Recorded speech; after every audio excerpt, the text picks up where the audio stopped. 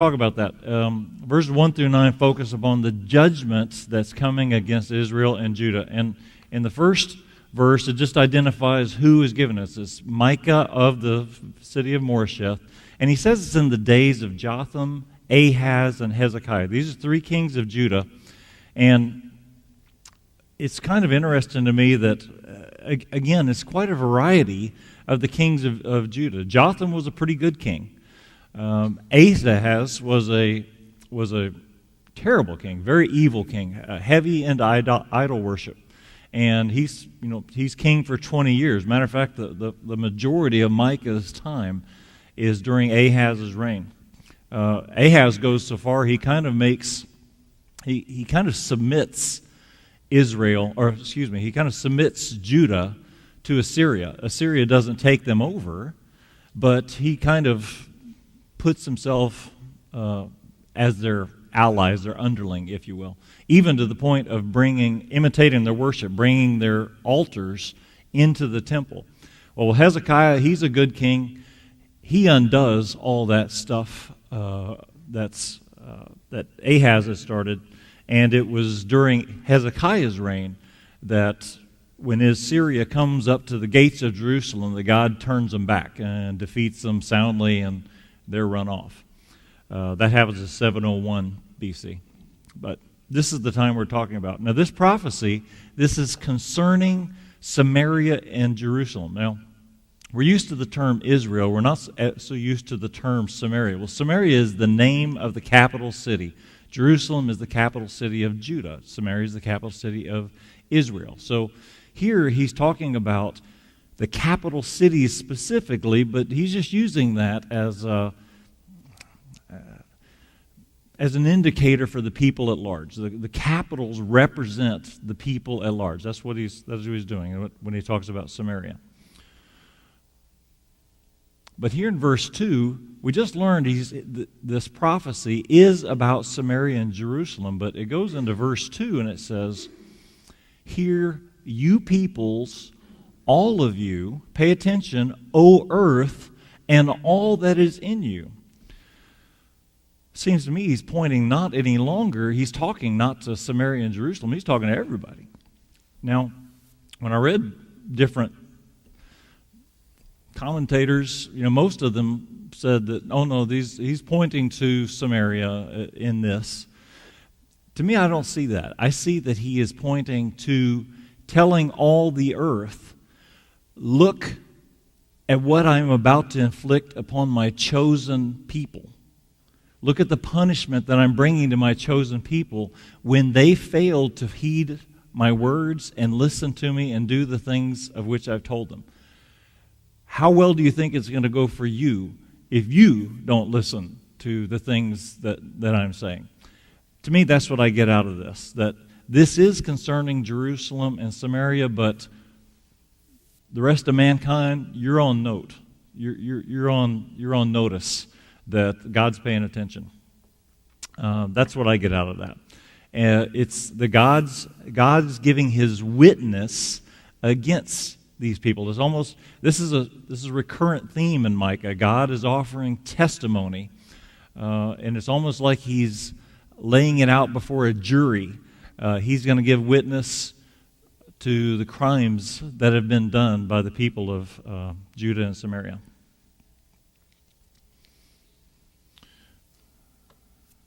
Yep, that's what I wanted to say. Okay, so this verse here, both the ones talking about coming out of his high place, he's going to tread on the mountains and the high places. It's just a way of expressing God's power and might that's going to come along with this judgment. All of this is for the transgression of Jacob and for the sins of the house of Israel. In other words, the judgment that's coming to them, pay attention, O earth, but it's for the transgressions of Jacob. And again, Jacob that's their great forefather, right, of both Judah and Israel. So he's using this to speak of all the Israelite nation at large, Judah and Israel. The transgression of Jacob is Samaria, the capital. What's the high place of Judah? It's Jerusalem. It's the capital. They represent what's going on with the people at large. And then specifically speaking to Samaria, I will make Samaria a heap in the open country. It is during the lifetime of Micah that this comes to pass. It's in 722 BC that Samaria finally gets conquered. And for all practical purposes, the nation of Israel ceases to exist. The best and the brightest of Israel, they get carted away into the northern parts of Assyria, and they get assimilated, and frankly, they never hear from them again. You may have heard the reference to the 13th lost tribe or some aspect like that. Well, it's kind of talking about the lost tribe because they're lost and they're done away with. There are in Samaria a remnant. The Assyrians bring in foreigners to populate and they kind of intermix. So there's a small remnant that has ties. The next real occurrence mention you have in Samaria is after, you got to fast forward a good 200 years. But once Judah returns and they're trying to rebuild the temple, then there are those in Samaria who are opposing that. So it just gives you an indication of how completely turned around Samaria becomes. It's no longer a people of God. If you fast forward all the way to New Testament times, in Jesus' ministry, you know that there is a remnant in there of Samaria that is trying to worship the true God, the living God. But the native Jews around Jerusalem and Judah proper, they despise their half-brother Samaritans and don't consider them true Jews at all. But there is this remnant still in Samaria. It is fascinating to me that it's during Micah's time that this comes to pass.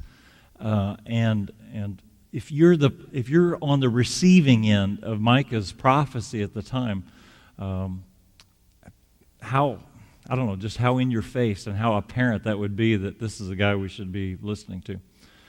And what does he say? He says, all of the, I've highlighted here, the carved images, wages, idols, all of the things that Israel found precious and important, the things they spent their money on, the things that they chose to worship, all of those are going to get ground to dust, basically.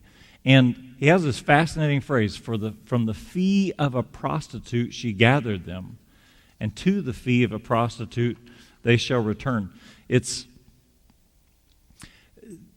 God frequently employs this images of prostitution, that Israel, Judah, have prostituted themselves by giving themselves over to other gods.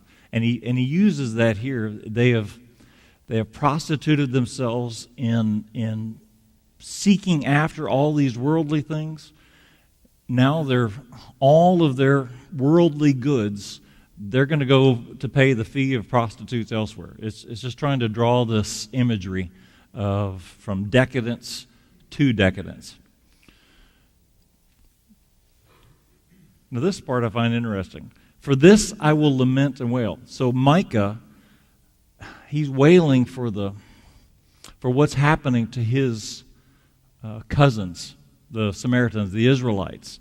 He is from a small town that's about 20 miles southwest of Jerusalem. So he's a native of Judah. But he's wailing for his brothers. Her wound is incurable. But her wound has come to his home. It has reached the gates of my people. I'm wailing for them, but even worse, it's come home to my people, to Judah. And that's where the next passages go.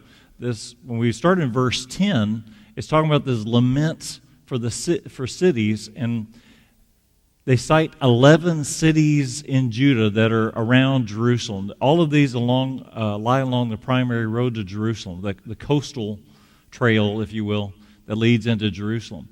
And all of these cities were destroyed when the Assyrians assaulted Jerusalem in 701 BC. They didn't get Jerusalem, but they took care of these cities. Again, during the lifetime of Micah. And this map kind of shows the road that invaders typically would take. Coming from the north, as Assyria would, the easiest trail is along the coast, and then they turn up, the pass and make the trip through to Jerusalem, passing through these 11 different cities. You completely lose the effect in English, but what Micah does in their original language, in Hebrew, he plays on the name of each city to emphasize the severity of the destruction. But if you, like I said, in English, you lose it altogether, and it's kind of like, it actually comes across as reading a little, that's kind of a head scratcher. But think of it this way. If God were to prophesy today, he might say something like, Anchorage will find itself adrift. Eagle River will be so desolate that an eagle can't build its own nest. The people of Girdwood must gird themselves for battle, and there's hope is lost in hope. That kind of thing, right? If you try to translate that to French or something else, you'd lose it. But that's exactly what's going on here. So let's dig through those one at a time. Gath. Tell it not in Gath. Gath sounds like the Hebrew word for tell. And over in 2 Samuel, you get a similar passage that emphasizes, don't tell the destruction in Gath, because it's not a native Hebrew town. It is a Philistine town. And so they're natives there because they're lifelong enemies of Judah. They're going to celebrate. So don't tell it in Gath. And Beth Aphrah means house of dust. So when he talks, roll yourselves in the dust, because that's what the city means. Love to live there, house of dust. Pass on your way, inhabitants of Shaphir, in nakedness and shame. The name means pleasant or beautiful, but there's nothing pleasant, there's nothing beautiful about the nakedness and the shame that they're going to have to endure in this conquest. Zainah, it sounds like, kind of rhymes with the Hebrew word for come out, but they're going to stay tucked in and try to hide this thing out. Beth Ezel, it means the house of taking away, and the things that they have are going to be taken away. Again, it's making all these puns, if you will, word plays about the names of the city. Marath, it sounds like the word for bitter, because the things that's going to come in, the disaster that's going to come onto them is bitter indeed. Lachish is it's one of the larger towns that's in this. It points to it sounds like the Hebrew words for, there's two different words. One means team, as in a team of horses, or another one like to the horses or to the steeds. So whichever one you pick is talking about lashing up your chariots, not for battle, but to get out, to run away, inhabits the Lachish. It has this interesting phrase too. It has, in the beginning, it was the beginning of sin to the daughter of Zion. Well, who is the daughter of Zion? Well, actually, that's a fairly common Old Testament term, kind of a term of affection that God uses to talk about his people, about Israel. It gets carried over into the New Testament, where there's a couple of references. This is a quote from Zephaniah, actually, that gets used in John, and it's speaking of Jesus. Fear not, daughter of Zion, behold, your king is coming, sitting on a donkey's colt. That reference at the end of verse 13 where it says, for in you were found, it was the beginning of sin, is part I'm trying to point out. Don't particularly know what that's pointing to. There's no reference I could find in the Bible that talked about Lachish being a real center of, a real leader of sin necessarily for Israel, but just don't really know what he's talking about. But apparently they were instigators, they were leaders in bringing Israel away from God, or bringing Judah away from God.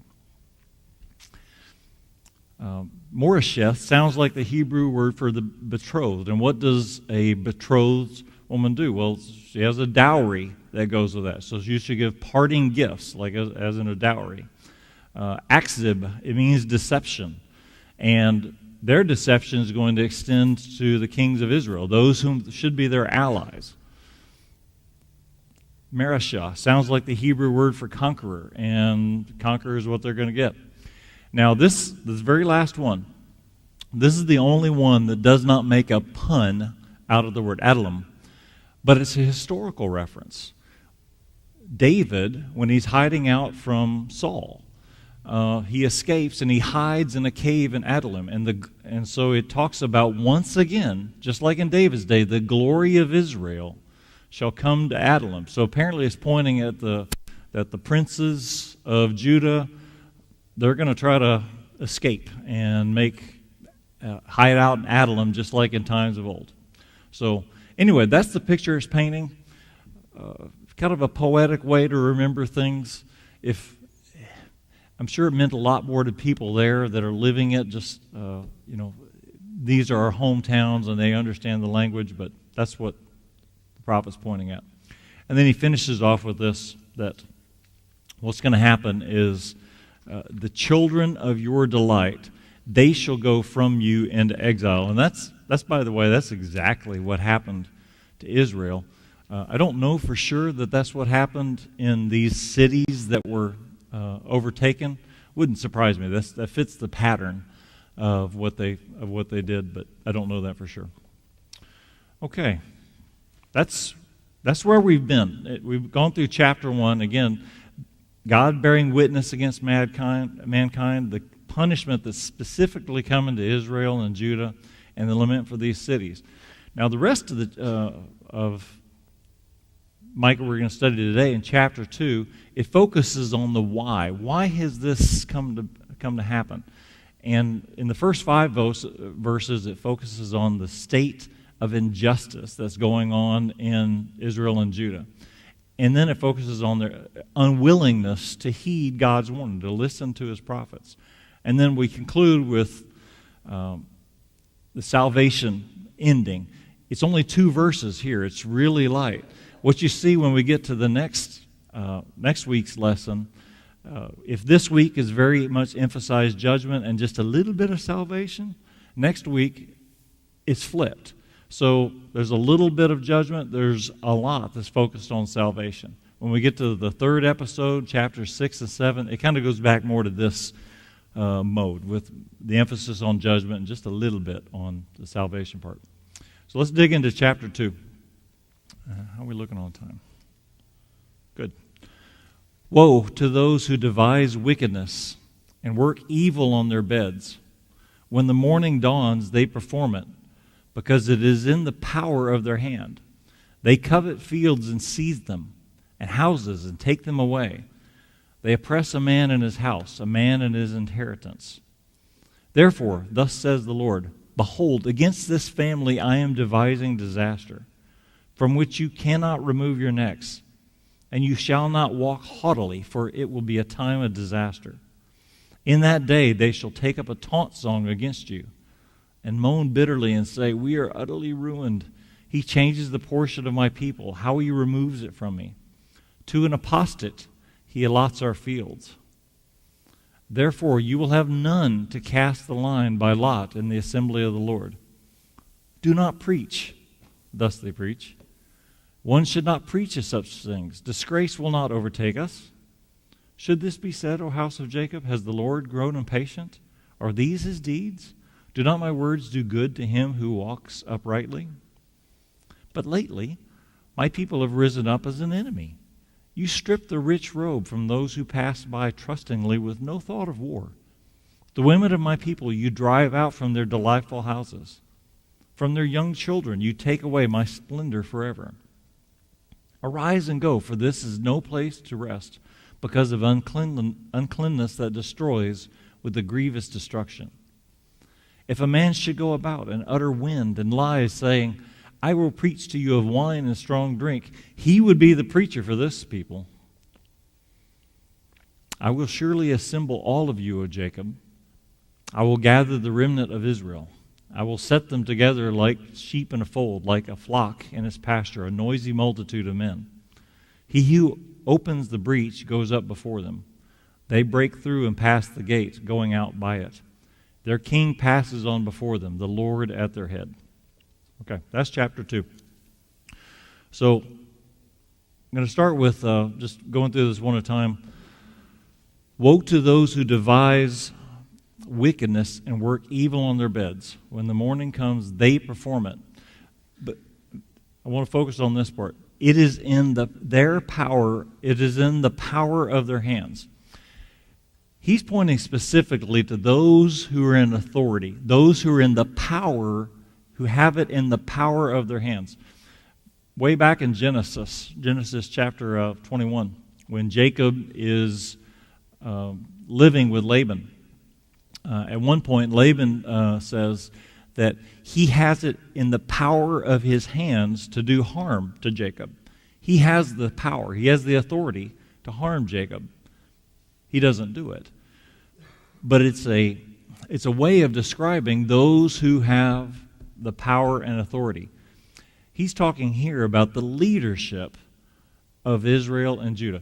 This becomes really apparent, by the way, when you get into chapter 3, because he specifically calls out the leaders of Israel and Judah.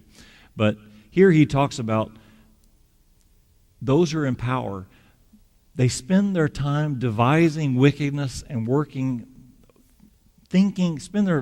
in their beds at night thinking how they're going to take advantage of the people. You may remember the story of Ahab and his wife Jezebel. We haven't had the announcement to turn things off yet, so.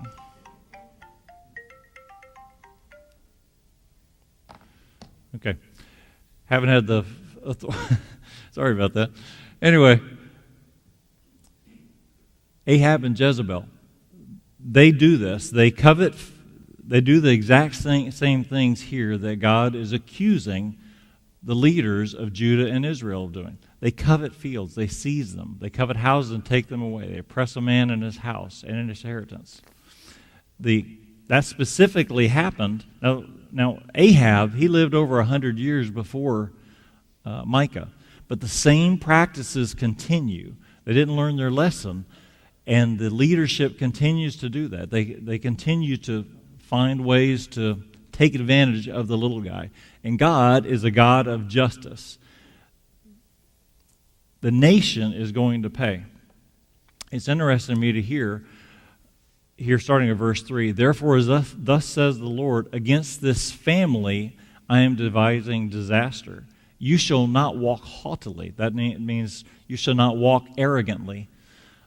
He is going to bring you down. But it's not just the elite that are going to pay the penalty for this. The leaders have done wrong against the people, but the whole nation is going to be held responsible for what their leaders do. That's a message for all times, frankly. God is going to hold the whole nation. They're going to bear the suffering because of what the people have let their leaders get away with. The whole nation is going to be called to account on this. It's in that day that he describes this take up a taunt song against you and how heavy and brutal this is going to be for you.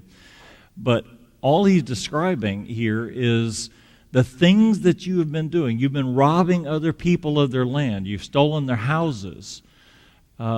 That's going to come back to you. Specifically, these are talking about, if you look carefully, he's talking about more land things. To an apostate, he allots our fields. An apostate is a non-believer, a pagan. To a pagan, he is going to give our property. That's exactly what happens when the Assyrians come through. That's exactly what happens later when the Babylonians come through. That to people outside of God's family, he's going to give the land. In the previous verse, he talked about, against this family, I am devising disaster. Now, what is the family he's talking about? It seems to me he's talking about the family of God. To the people of God, I'm devising this disaster. You are all going to pay for this.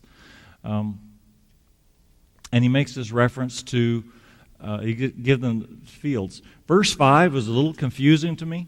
Therefore, you will have none to cast the line by lot in the assembly of the Lord. And I was like, well, what is that? Well, the assembly of the Lord would be the family of God. You have none to cast the line by lot. In the King James it says, you will have no one determine boundaries, land boundaries by lot. New American Standard, you will have no one stretching a measuring line for you by lot. So what he's pointing again here is to land. You have grabbed land ruthlessly, unjustly from those who are weak. When it's all finished, there's not going to be any land dividing, anyone left to take care of land issues or land disputes or inheritance of land, because guess what? I'm handing it over to the pagans, and all of this land grabbing is going to be done. And that's exactly what happens. He switches gears here a little bit in verse 6 because, again, the focus has been on the leadership. But now he talks to all the people how they refused to listen to the things that he says. Verse 6 is kind of in a mocking tone. One should not preach such things like that we're going to be destroyed, destruction and judgment and retribution. You shouldn't preach those things. Disgrace that's not going to happen to us. Would God do that? That's what's happening. That's what they're asking in verse 7 here. Would God do these things? Would God do these things to his people? And the answer is yes, he will. Do not my words do good to him who walks uprightly. But God is going to take to task his own people, which should be a stand up straight in your seat for the rest of the world. Pay attention how he's punishing his own people. Be aware of that. But back here more specifically in verse 6, it's a people who are not willing to hear what their actions, the consequences of their actions. They're not willing to acknowledge or understand that God is bringing upon them this punishment. He describes, they've risen up as an enemy. Now this, in a lot of ways, this echoes the theme that he's talking about with the leaders, about robbing people. But here it's in the context of, you have failed to listen to my word. And he cites 3 examples. You you rob people who pass by, who's trusting. You drive out women from their homes. And from their young children, you take away my splendor forever. That last one, it's interesting to me because I first read it and I thought, you take away my young children to be carted away, which that happened. That is what happened. Matter of fact, it was mentioned previously. But that's not what he's saying here. From their young children, you take away my splendor, God's glory. He seems to point to a people who are not only robbing people, not only driving out women out of their houses, but they're failing to teach the generations to come about the glory of God and about what the God of Israel has done for them and what he has promised them. You take away my splendor forever from the people.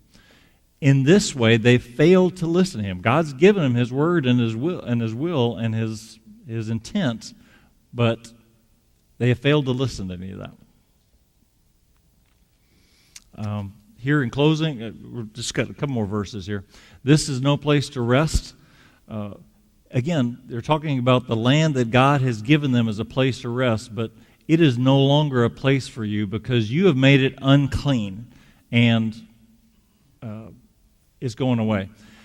What the people want to hear is good times, good messages of fun, wine, drink, and rock and roll, I guess. A message of good time. That's what the people want to hear. They're not willing to hear the true message of God. Okay, so that was the end of the judgment section. Are you ready for the salvation section? Okay, 2 whole verses. It's we spent 20-something verses talking about the judgment that's to come.